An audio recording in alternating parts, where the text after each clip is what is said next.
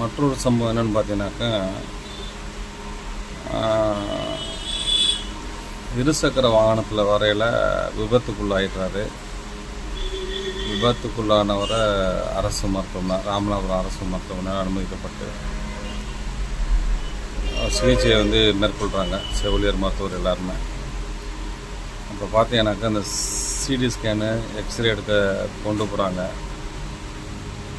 மொத்தமாக அந்த ரூமுக்குள்ளே அவங்கள பணி செய்ய விடாமல் 10-15 பேர் உள்ளே தும்முன்னு உள்ளே போகிறாங்க. அதில் சினிமா பார்க்க போகிறாங்க.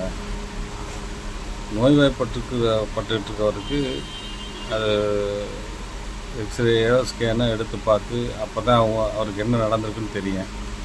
அதுக்காகத்தான் அவங்க வேலை செஞ்சிட்ருக்காங்க. பார்த்தீங்கன்னாக்கா அங்கேயும் நல்லா குடிச்சுக்கிட்டு வந்து நிற்கிறாங்க. அப்போ எப்படி மருத்துவர்கள், செவிலியர்கள் அவங்க வேலை செய்ய முடியும்?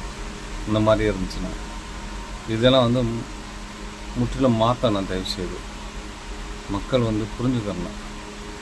அதுக்காக இந்த பதிவை நான் மெயினாக போடுறேன்.